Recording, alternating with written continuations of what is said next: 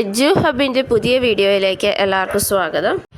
2026 മെയ്യിൽ നടക്കാൻ പോകുന്ന HSST പരീക്ഷകൾക്ക് ഒരുക്കമായിട്ട് പ്രീവിയസ് ഇയർ HSST പരീക്ഷയുടെ ടീച്ചിങ് ആൻഡ് റിസർച്ച് ആപ്റ്റിറ്റ്യൂഡിലെ ക്വസ്റ്റ്യൻസാണ് നമ്മൾ ഈ വീഡിയോസിൽ അനലൈസ് ചെയ്യുന്നത്.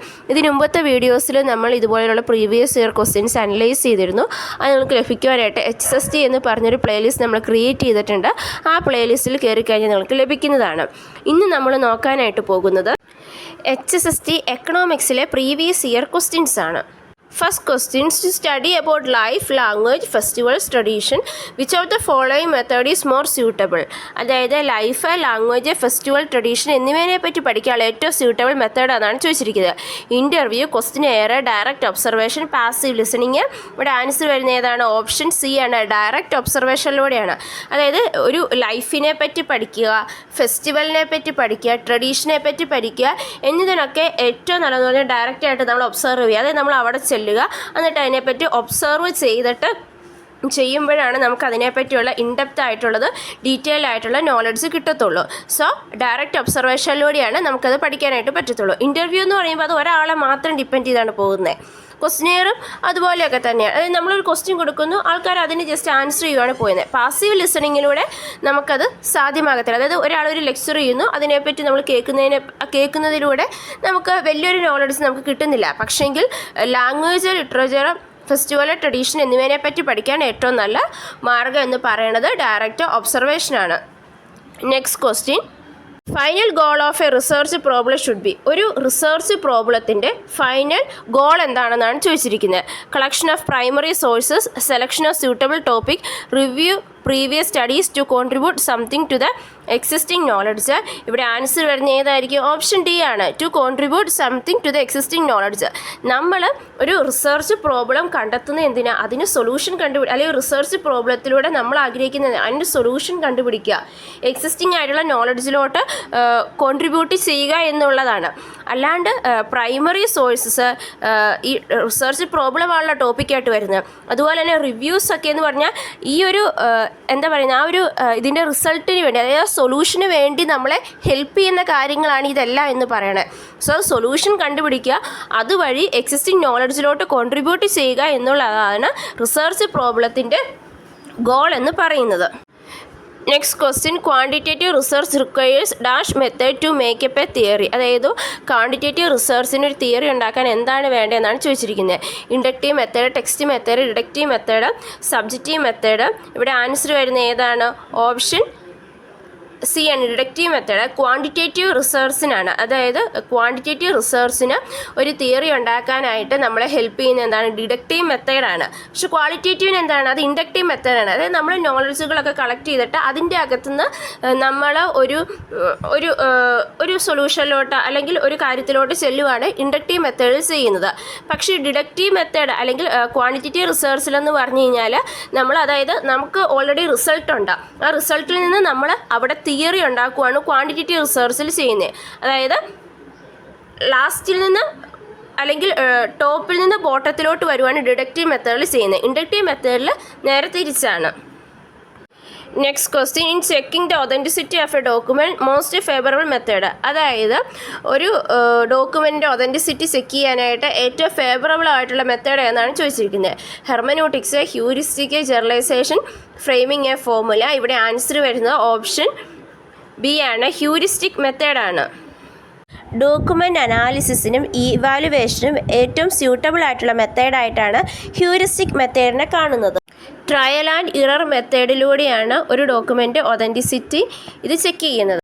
ഇൻഫർമേഷൻ ലിമിറ്റഡ് ആകുമ്പോഴും റാപ്പിഡ് ചേഞ്ചസ് ഒക്കെ ഒക്കൂർ ചെയ്യുമ്പോൾ ഈ ഒരു മെത്തേഡാണ് ഏറ്റവും സ്യൂട്ടബിളായിട്ട് നിലകൊള്ളുന്നത്.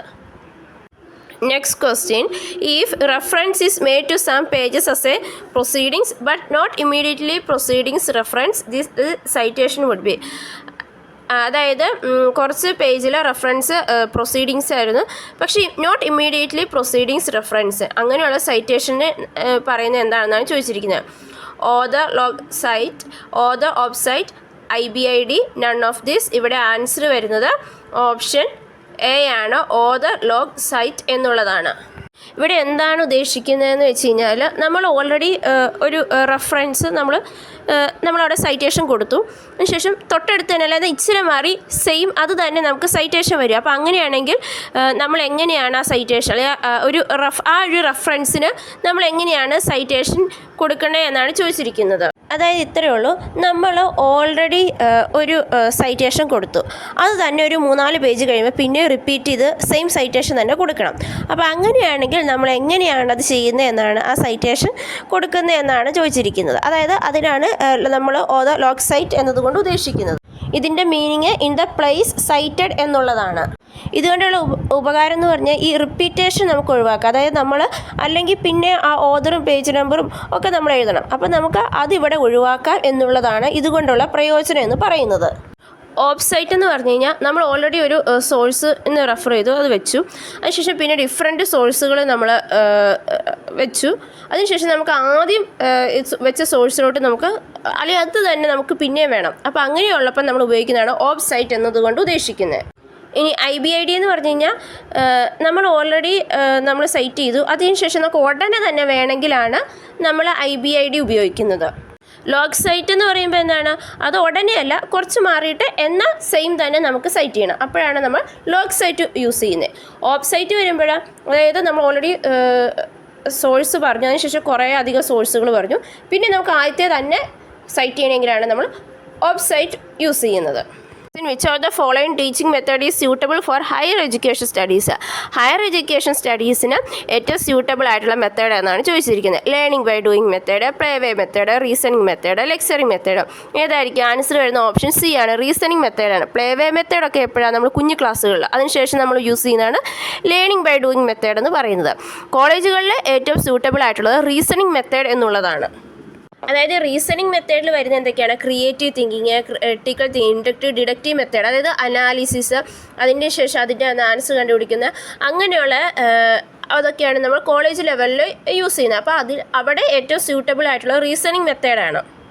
അതായത് ജസ്റ്റ് ഒരു മെമ്മറൈസേഷൻ അല്ല, നമുക്ക് അതിനപ്പുറത്തേക്കുള്ള ഇൻഡെപ്ത് നോളജും ബിയോണ്ട് തിങ്കിങ് ഒക്കെയാണ് ഇവിടെ വരേണ്ടത്. സോ അതുകൊണ്ട് തന്നെ റീസണിങ് മെത്തേഡ്, അതായത് ക്രിയേറ്റീവ്, ക്രിട്ടിക്കൽ തിങ്കിങ് ഒക്കെയാണ് നമുക്കിവിടെ യൂസബിൾ. സോ അതുകൊണ്ട് തന്നെ റീസണിങ് മെത്തേഡാണ് ഏറ്റവും സ്യൂട്ടബിൾ ഹയർ എഡ്യൂക്കേഷൻ സ്റ്റഡീസിൽ.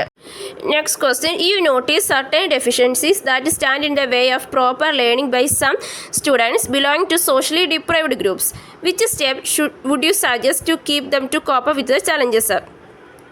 അതായത് ഈ സോഷ്യലി ഡിപ്രൈവ്ഡ് ഗ്രൂപ്പ്സിൽ നിന്ന് വരുന്ന കുട്ടികൾക്ക് കുറച്ച് ഡെഫിഷ്യൻസീസ് നമ്മൾ കണ്ടുപിടിക്കുകയാണ്. അതായത് പ്രോപ്പർ ലേണിങ്ങിൽ അവർക്ക് കുറച്ച് ഡെഫിഷ്യൻസീസ് വരുവാണ്. അപ്പം ഏറ്റവും സ്യൂട്ടബിൾ ആയിട്ടുള്ള ഒരു സ്റ്റെപ്പ് എന്താണ് ഈ ഒരു ചലഞ്ചസിനെ അവർക്ക് ഓവർകം ചെയ്യാനാണ് ചോദിച്ചിരിക്കുന്നത്.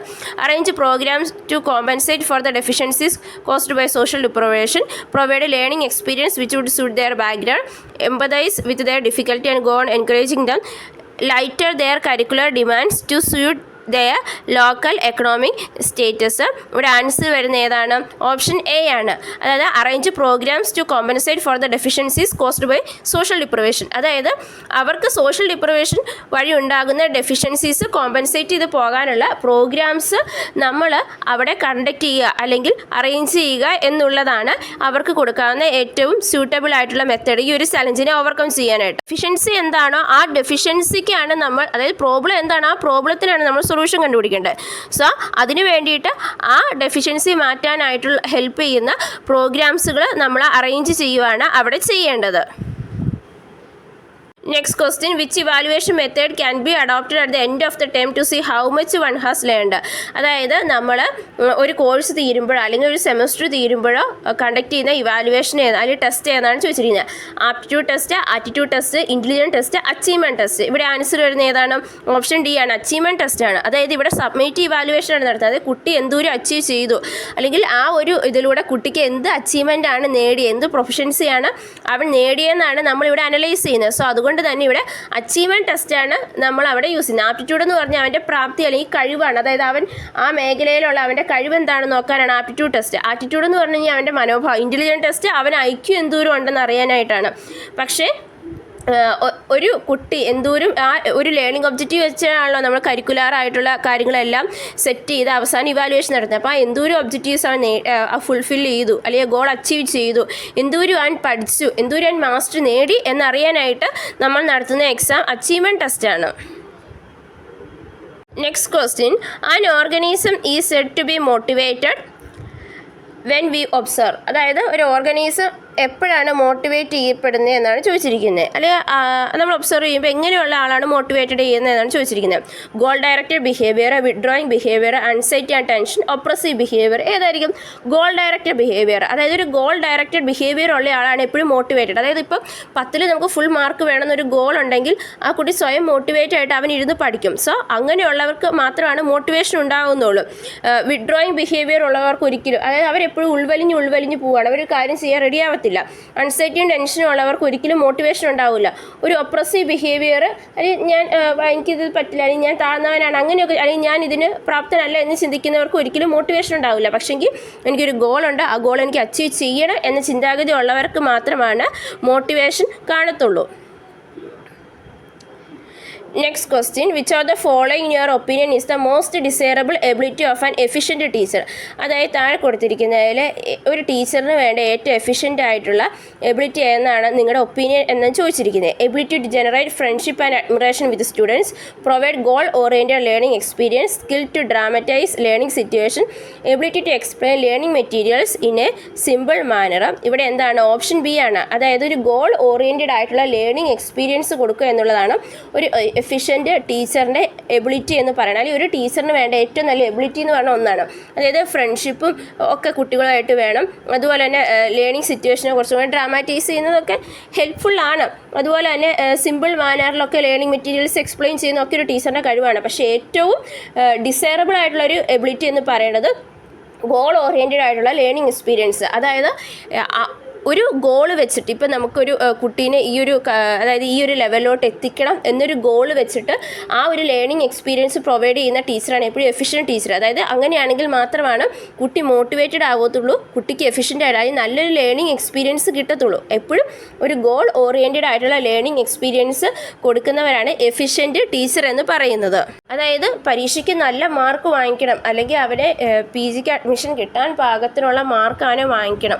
അപ്പോൾ അതിന് വേണ്ടിയുള്ള എക്സ്പീരിയൻസ്, അതിന് പ്രാപ്തനാക്കുന്ന രീതിയിലുള്ള എക്സ്പീരിയൻസ് കൊടുക്കുന്ന ടീച്ചറിനാണ് നമുക്ക് എഫിഷ്യൻറ്റ് ടീച്ചർ എന്ന് പറയാനായിട്ട് പറ്റത്തുള്ളൂ. അതിൻ്റെ കീഴിൽ വരുന്നൊരു കാര്യമാണ്, അല്ലെങ്കിൽ ഗോളിലോട്ട് അവരെ നയിക്കാനുള്ളൊരു എലമെൻ്റാണ് നമ്മൾ കാര്യങ്ങൾ സിമ്പിൾ മാനറിൽ കൊടുക്കുക എന്നുള്ളത്. പക്ഷേ ആ സിമ്പിൾ മാനറിൽ നമുക്ക് പലവിധ മെത്തേഡ്സ് യൂസ് ചെയ്യാം.